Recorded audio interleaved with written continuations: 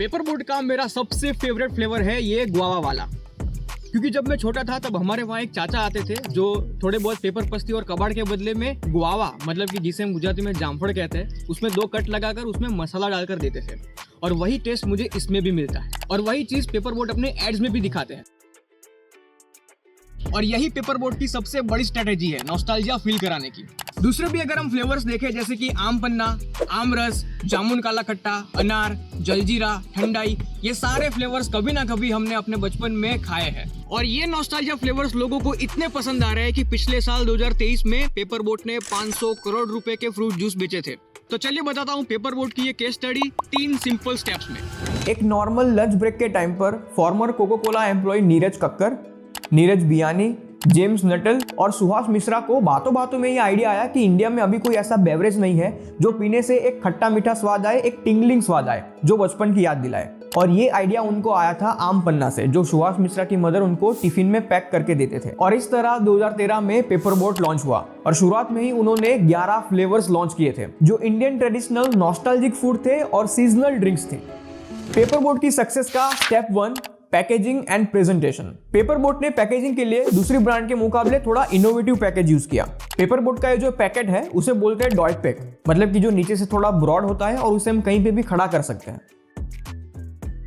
हम बॉटल से कुछ ड्रिंक पिए और पाउच से पिए, वो दोनों में फील अलग अलग होती है। पहले जो आइस पेप्सी आती थी वो भी पाउच पैकेट में आती थी। पाउच से जब हम कोई भी ड्रिंक पीते हैं तो उसमें नीचे से थोड़ा दबाते हैं और मुंह से खींचते हैं, और ऊपर से जब वो ड्रिंक में हमें बचपन वाला टेस्ट मिल जाए तो वो एक नॉस्टैल्जिक फील देता है। और यही सेम ड्रिंक अगर हम बॉटल में से पिए तो शायद वो वाली फील नहीं आएगी। दूसरा कि पैकेज की आप डिजाइन और ग्राफिक्स देखेंगे तो वो एकदम क्लीन है और बोल्ड कलर यूज किए हुए हैं and it is easy to read and I catchy. और एक चीज आप नोटिस कीजिएगा कि जब एक साथ ये बहुत सारे फ्लेवर्स शेल्फ में रखे होते हैं तो हमें एक साथ 4-5 लेने का मन करता है। हम एक फ्लेवर लेते हैं तो साथ में हमें दूसरा भी फ्लेवर लेने का मन होता है और हम दूसरा भी फ्लेवर टेस्ट करने के लिए ले लेते हैं। और इससे पेपर बोट की एवरेज टिकट साइज बढ़ती है। मतलब कि कस्टमर लेने आया था आम पन्ना, पर उसने गुआवा चिली देखा तो वो भी ले गया, अनार देखा तो वो भी ले गया टेस्ट करने के लिए, और अगर टेस्ट अच्छा लगा तो वो वापिस आएगा लेने के लिए।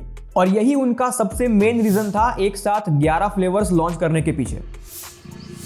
एक फन फैक्ट है, पेपर बोट के लिए 3 नाम सजेस्ट किए थे। पहला गुड बॉय, दूसरा पेपर बोट और तीसरा लॉस्ट एंड फाउंड। उसमें से पेपर बोट सिलेक्ट किया गया क्योंकि कभी ना कभी बचपन में हमने पेपर की बोट बना के पानी में तैराई थी, जो हमारा नॉस्टैल्जिया से कनेक्ट करता है। Step 2, marketing. पेपर बोट की marketing is the best example of emotional marketing. Paper boat ने उनके कस्टमर का पिन पॉइंट पकड़ लिया, उनका इमोशन पकड़ लिया। हम सबकी ऐसी एक ख्वाहिश होती है कि वापस हम बचपन में चले जाए, पहले जैसे खेलते थे वैसे ही वापस खेले, पहले जो चीजें हम खाते पीते थे वही वापस खाए पिए। और ये नॉस्टैल्जिक इमोशन हम सबको प्यारे होते हैं और यही उन्होंने पकड़ लिया। और उनकी एड्स में भी वो वही वाली चीज दिखाते हैं जो हम बचपन में करते थे, जिसमें हमें मजा आता था। पर आज हम बड़े हो गए तो कहीं ना कहीं वो चीज हम मिस करते हैं, वो हम वापस चाहते हैं। जैसे कि उंगलियों में फ्रैम्स लगा के खाना, स्कूटर के पीछे उल्टा बैठना, गुलाट मारना, स्लाइड्स पे उल्टा चढ़ना, और यही सब इमोशन के साथ वो अपना प्रोडक्ट पोजीशन करते हैं एज अ बचपन का टेस्ट। और इसीलिए उनकी टैगलाइन भी है ड्रिंक्स एंड मेमोरीज। बचपन की यादों को फिर से बहाओ, बड़ी चटपटी है ये, फिर से पिलाओ। आम रस from paper boat, drinks and memories. और जब हम ऐसी चीजें देखते हैं बचपन की, तब उसमें हम अपने आप को देखते हैं। हमें ऐसा फील होता है कि यार ये तो मैं ही हूँ, मैं भी बचपन में यही सब करता था। और उसी यादों के साथ जब वही बचपन वाला टेस्ट भी मिल जाए तो एक इमोशनल बॉन्ड बैठ जाता है और उसी से कंपनी की रिपीट सेल्स भी बढ़ती है। ब्रांड का वर्ड ऑफ माउथ के थ्रू मार्केटिंग भी होता है और ब्रांड लॉयल्टी भी बनती है। दूसरा एक फन फैक्ट है कि पेपर बोट की सबसे पहली मार्केटिंग कैंपेन की एड गुलजार जी ने लिखी थी और उन्होंने वो अपनी आवाज में नरेट भी की थी। उसकी लिंक डिस्क्रिप्शन में है, आप एक बार जरूर देखिएगा। पेपर बोट ने अपनी प्रोडक्ट को एक नॉस्टैल्जिक प्रोडक्ट और एक बचपन का टेस्ट वैसे पोजीशन किया हुआ है और वो उनका सबसे बड़ा डिफरेंशिएटर भी है। और उसी के कारण वो बड़े बड़े बेवरेजेस ब्रांड जैसे कि कोका कोला और पेप्सी को उनके साथ कम्पीट कर पा रहे हैं, क्योंकि कोका कोला अपने आप को एक फेस्टिवल सेलिब्रेशन ड्रिंक बताता है, पेप्सी भी एक सेलिब्रेशन ड्रिंक की तरह यूज किया जाता है, और थम्स अप को एक एनर्जी ड्रिंक के जैसे पोजीशन किया जाता है। बाकी आप फ्रूटी माजा कुछ भी पियो, पर वो पेपर बोट वाली फील नहीं आएगी, क्योंकि पेपर बोट ने उसके साथ वो नॉस्टैल्जिक इमोशन अटैच कर दिया है। वैसे उन्होंने अपना प्रोडक्ट पोजीशन किया हुआ है। अगर हम पेपर बोट का इंस्टाग्राम भी चेक करें तो वहां पर भी वो लोग पेपर बोट के प्रोडक्ट शोकेस नहीं कर रहे हैं, वहां पर भी वो नॉस्टैल्जिक स्टोरीज दिखाते हैं और वो उस तरह के कार्टून ग्राफिक यूज करते हैं जो बचपन में न्यूज़पेपर के साथ एक किड्स स्पेशल न्यूज़पेपर आता था, उसमें जो कार्टून यूज होते थे वही वाला ग्राफिक्स वो अपने इंस्टाग्राम में भी यूज करते हैं, ताकि जब भी हम इंस्टाग्राम में उनकी पोस्ट देखें तो वही हमको बचपन वाली एक याद दिलाए।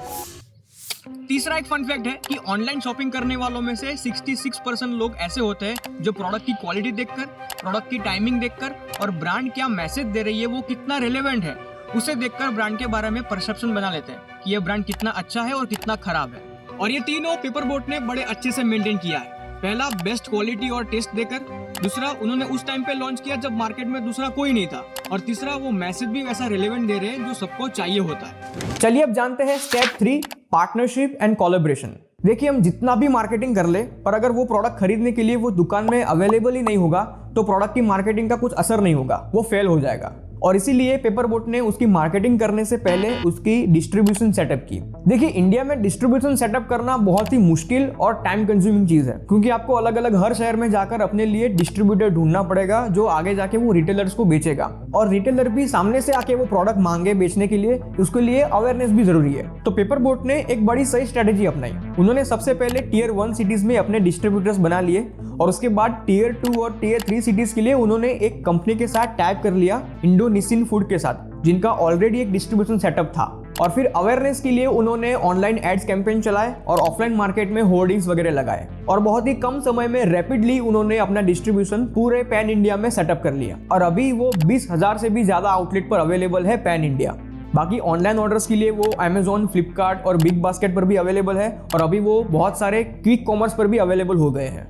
और दूसरा कि उन्होंने B2B मार्केट में अपना एक सेटअप बनाया ताकि वहां से अच्छे क्वालिटी ऑफ कस्टमर ला सके। जैसे कि बहुत सारी कॉफी चेन्स के साथ उन्होंने टाइप किया, फॉर एग्जांपल बैरिस्टा, वहां उन्होंने अपने लिए स्टॉल्स लगाए और उनके शेल्फ्स खरीदे, ताकि कैफे में जो भी कस्टमर आएगा वो कॉफी के साथ उसको पेपरबोट भी दिखेगा, और अगर उसने एक बार टेस्ट कर लिया और अच्छा लगा तो वो उसका कस्टमर बन जाएगा। और दूसरा, होटल चेन्स जैसे कि वेस्टिन और ट्राइडेंट के साथ टाइप किया, जहां पर पेपरबोट एक वेलकम ड्रिंक और जूस के जैसा सर्व किया जाता है, और उससे लोग वो प्रोडक्ट टेस्ट भी करेंगे, और टेस्ट अच्छा लगा तो वो दुकान में जाकर खरीदेंगे भी। और सेम ऐसे ही उन्होंने इंडिगो और जेट एयरवेज के साथ भी टाइप किया, उसमें ऐसे जूस पेपरबोट सर्व किया जाता है, और इससे उनका कस्टमर बेस बढ़ता जाता है। सिंपली अगर मैं आपको कंक्लूड करके बताऊं तो पेपरबोट ने पूरे तन मन धन से अपना एक्सपेंशन किया। तन मतलब कि फिजिकली सब जगह पर अवेलेबल होके और बहुत अच्छी पैकेजिंग करके। मन मतलब कि कस्टमर को इमोशनली टारगेट किया, और धन मतलब कि बहुत अफोर्डेबल प्राइस, 10 रुपए से शुरू हो जाता है ये। वीडियो में से कुछ भी सीखने को मिला हो तो प्लीज ये वीडियो लाइक करके अपने दोस्तों के साथ शेयर कर दीजिए, और ये चैनल सब्सक्राइब कर लीजिए तन मन धन से।